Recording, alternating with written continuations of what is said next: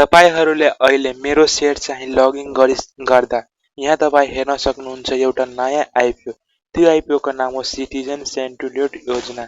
यो आइपिओ तपाईहरु एप्लाई गर्ने कि नगर्ने सबै डिटेल यस भिडियोमा बुझ्ने छौ अनि कुरा गर्ने छु अनि कसरी एप्लाई गर्ने त्यो बारेमा पनि भन्ने छु। भिडियो स्टार्ट गरौ अनि डिटेल हेरौ। यो स्किम को नाम हो सिटिजन सेन्ट्युलेट योजना CSTY। अनि प्रकारको कुरा गर्नु पर्दा यो एक प्रकारको म्युचुअल इन्डेड चाहिँ क्लोज इन्डेड म्युचुअल फन्ड हो।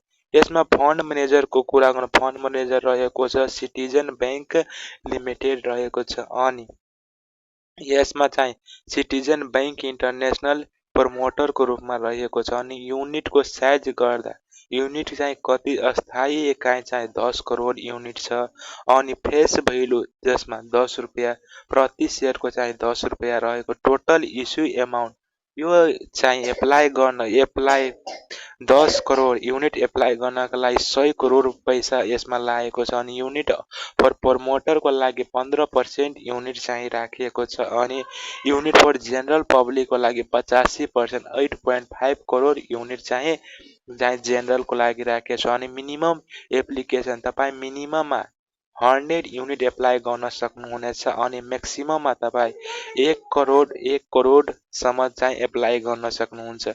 आइपिओ चाहिँ ओपनिङ टाइमको कुरा गर्नु पर्दा पोस्ट चाहिँ 4 गते आउँदैछ अनि क्लोजिङ डेट भन्नु पर्दा पोस्ट चाहिँ 8 गते रहेको छ अनि ट्रेडिङको कुरा गर्नु पर्दा यसमा ट्रेडिङ आइपिओ पछि सेकेन्डरी मार्केट अन नेप्सेमा यसमा ट्रेडिङ हुने गर्छ। यहाँ तपाईहरु एप्लाई को अप्सन हेर्न सक्नुहुन्छ। एप्लाई यसमा क्लिक गर्नु होला अनि क्लिक गरिसकेपछि यहाँ तपाईहरु बैंक चुज गर्नु होला। बैंक चुज गरी अकाउन्ट नम्बर यहाँ चुज गर्नु होला। त्यसपछि ब्रान्च आफै आइहाल्छ। त्यसपछि तपाई यहाँ किता लेख्न सक्नुहुन्छ कति किता यसमा कम्तीमा तपाईलाई 100 किता एप्लाई गर्नुपर्छ। त्यसपछि तपाई आफ्नो सीआरएन नम्बर यहाँ राख्नु होला। यहाँ त्यसपछि यहाँ प्रोसिड गरेर तपाई यो एप्लाई गर्न सक्नुहुनेछ। म यो एप्लाई गर्दैन। हस् थ्यांक यू। तपाईलाई यो भिडियो के कस्तो लाग्यो तपाई कमेन्टमा राखिदिनु होला।